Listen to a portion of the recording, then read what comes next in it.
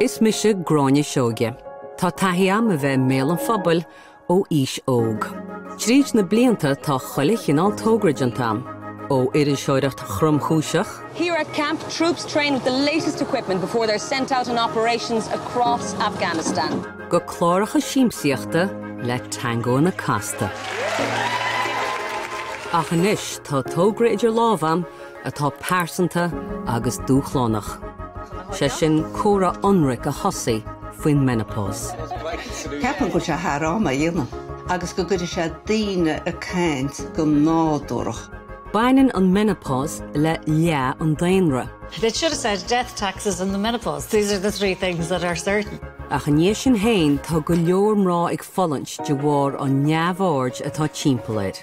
Bhí bliain ina raibh na symptoms a bhaid níos measa ná mar bachá. So yeah, tá fearg agam ar an margheallar sin. De bhór gur cuireadh na dostiad. Mute women, shame and menopause has been synonymous for decades. Agus de bhór aspa ólais. I just thought, I'm out on my depth here. How does this conversation go? Right. Couldn't touch that. Ceafánach goidech. Caithmuid labhairt faoi seo. There are women who are suffering so much at the moment. Can't we see our way to get it out in the open so that everybody can talk about it? Tá córa onric oscailte a tastáil. Ach ní hé gur rud éasca é sin. Tá cháilearmsa mar bhean, tá fíor phríomháideach tosaigh chuileanna é sin. Níl sé seo éascaham a chuir be beag ná mór.